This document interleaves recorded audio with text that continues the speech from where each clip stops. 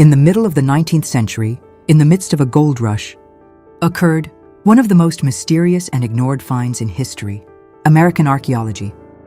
In the mountains of Sierra Nevada in California, miners, mining gold in deep tunnels, unexpectedly stumbled upon amazing artifacts, clearly man-made origin. Those were stone tools, processed bone items, ceramic wreckage, jewelry and other products, and with them, human remains, including skulls and almost whole skeletons. What hit the most? All these finds were in layers of rock, relevant to the geological Eocene, age from 33 to 55,000 years. It would mean that a human or human-like sentient being existed long before hominids. According to modern scientific theories, first reported by Dr. Josiah Whitney, respected geologist and government specialist, California State, in 1880. He published his research in a paper called Se Auriferschrijvers of the Sierra Nevada, Gold-Bearing Gravel Sierra Nevada, where is detailed, described all the artifacts and circumstances found, their discoveries. However, the scientific community at the time did not take his work seriously. His conclusions came into sharp contradiction with dominant, then, theories of evolution and human origin. Paleontologists, archaeologists, and geologists ignored or criticized Whitney, counting that the artifacts found fell into the ancient layers for the second time, either are a hoax.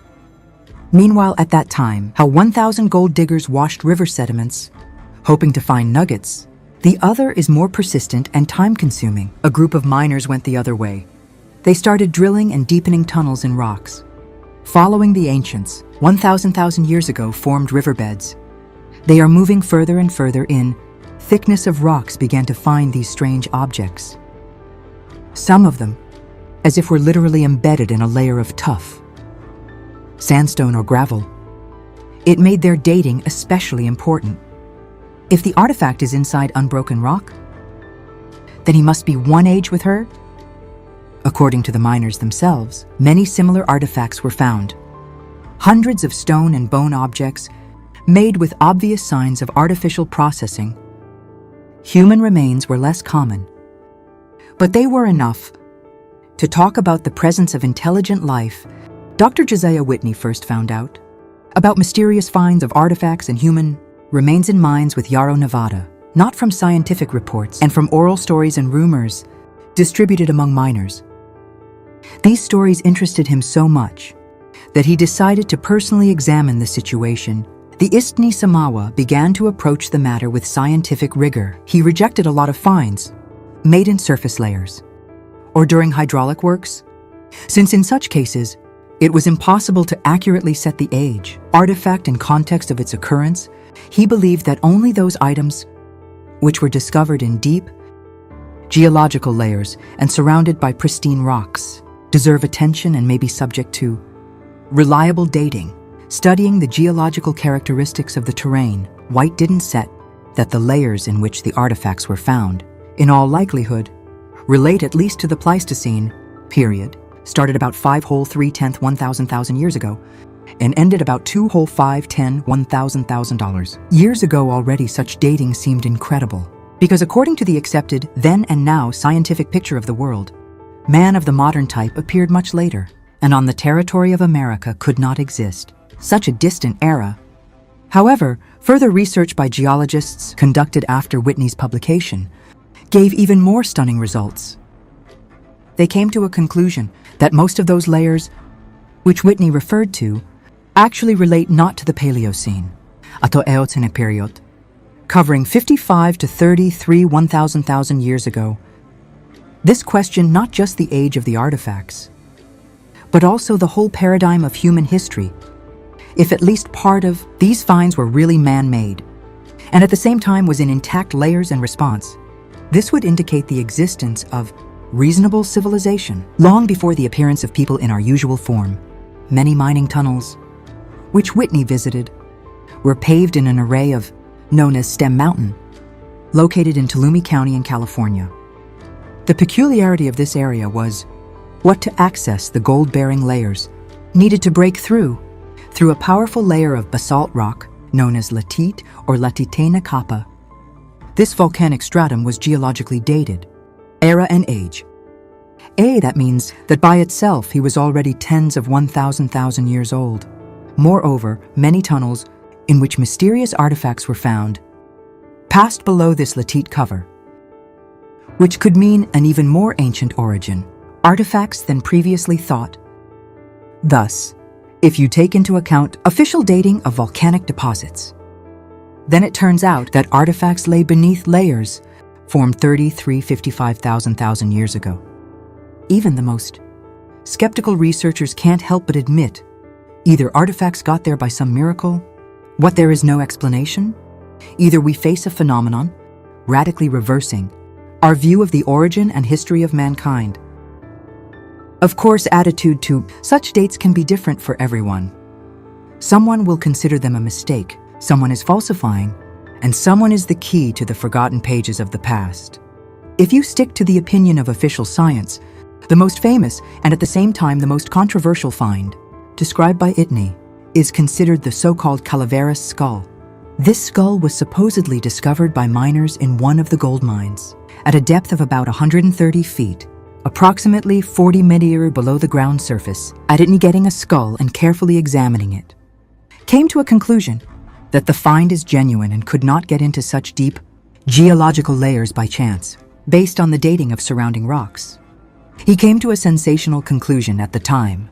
The skull belonged to a human who lived in the Pleistocene era, that is approximately 5,000 years ago, and some estimates reached 18,000 years. This contradicted the whole evolutionary theory, according to which man of the modern type appeared on Earth no earlier, 300,000 years ago. However, Whitney's opinion was quickly criticized by other scientists. Skeptics said that the skull itself looks too modern outwardly and no different from human remains living in the last millennium, based on visual analysis and the assumption that miners could throw a skull in the mine for a joke. They assumed that find is fake. Moreover, later there were reports that the skull could have been intentionally planted in the tunnel. The workers themselves, who wanted to play a gullible scientists and opponents say that he was from the strength of a few hundred or 1,000 years old, and there's no way he could be older than the Christian era. Despite this, Whitney stood his ground. He pointed out that such jokes of miners were unlikely, given the conditions in which the find was made and the fact that the skull was in a fully cemented sedimentary rock, which rules out the possibility of his recent getting there. This case remains not only a mystery, but also an example of that, how the scientific community can reject information which does not fit into the existing scientific paradigm. Among other inappropriate artifacts discovered in Stem Mountain mines, often mentioned about round mortar and pestle, discovered in 1877 by a certain Joe Hill in the tunnel under a thick layer of latite volcanic rock. These finds also date from the Eocene era, 55,000 years ago, which makes them even more mysterious. Because if these are really man-made tools, their origin, completely impossible to explain within the accepted theory, evolution and settlement, American continent. Interestingly, some of the artifacts described Whitney, including mortar and pestle, are still kept in the Museum of Anthropology, named after Phoebe Hearst at the University of California, Berkeley. Despite their potential historical significance, there is no particular interest in these exhibits, neither from the general public, among modern scientists. Well, yeah, currently there are really 1,000 stored in museums, if not tens of 1,000 exhibits, to which they do not pay any attention. Many of them dust in the vaults, are not exposed, not investigated, and only after years, and sometimes decades, suddenly pop up and become a sensation, changing the past. Often such discoveries happen by accident. Then the restorer decides to open the old box. Then the student will stumble upon a strange entry in the catalog. So it was with artifacts found in the oldest geological layers, which we just talked about. But this is just the tip of the iceberg. There are others in human history, no less mysterious, evidence of the existence of intelligent beings long before Homo sapiens appeared. One of these phenomena attracting public attention since the late 19th century, are the so-called human footprints, whose age, according to preliminary estimates, may exceed 100,000 years. This is a real sensation, able to turn our whole idea. The chronology of life on Earth. Footprints similar to human have been discovered around the world, from North America to Turkey, from Africa to Australia. Particularly intriguing is the fact that many of those prints were found in close proximity from dinosaur tracks or even crossed paths with them, as if ancient man and lizards walked one and the same trails. From point of view, modern science and the accepted theory of anthropogenesis, that's not possible. According to official chronology, evolutionary history of primates started approximately 90,000 years ago when first mammals began to evolve towards primitive monkeys. Between 8 and 5, 1,000 years ago, this line split. One branch led to modern monkeys, second hominids, of which about 2,000 years ago appeared the genus Homo, and about 300,000 years ago, Homo sapiens, man reasonable. Thus, modern man considered a young species on a planet scale. Supposedly human footprints, discovered in the layers of the Earth's crust, dating from much earlier geological epochs, continue to cause bewilderment among scientists. And among fans of alternative history, similar prints were found in different parts of the planet. From North and Central America to Asia and Siberia, one of the most famous places became an area near the town of Glent Rose, in USA, where in River Valley, Paluxy were found not only clear traces of dinosaurs, but also prints, strikingly similar to human. Those prints, fixed in hard limestone, got attention, paleontologists, and caused heated discussions in the scientific community. Similar finds were made in Kurgan Reserve in Turkmenistan, where, according to reports, preserved a whole way chain of footprints, resembling human, running through ancient sediments on the Taimyr Peninsula, in harsh and almost unexplored areas of the Arctic, as well as in the Caucasus. In Russia, also recorded cases of detection, layers similar to human footprints, where, according to all academic data, people could not exist. In some cases, it was about traces left in the Cretaceous or even more ancient Jurassic period. According to the official chronology, no Homo basically did not exist yet. Especially interesting case occurred in 1969 in Texas. Where is the paleontologist when excavating in marine limestone? Discovered trace, visually and anatomically identical to human. Amazing that this trail was literally next to the prints of a three-toed dinosaur. Study of the chemical composition of the rock surrounding trail confirmed its authenticity and age, appropriate era of dinosaurs. Moreover, the outfit of the prints were clearly visible toes, footbend, and even heel mark. Everything that usually characterizes the human footprint. Approximate length and depth of the print suggested the height and weight of the creature who left him, and everything talked about that it could be an ordinary person.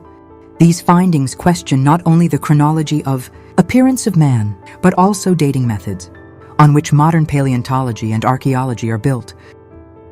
Perhaps we are either radically wrong in assessing age, some geological layers, either ignore the facts, which do not fit into the framework of the usual. Theories are quite possible that many of these uncomfortable finds are just forgotten, are lost, or intentionally left to gather dust in museum vaults, because their existence threatens integrity, generally accepted scientific picture of the world. And then the question stands edge. Where did man come from in such ancient times?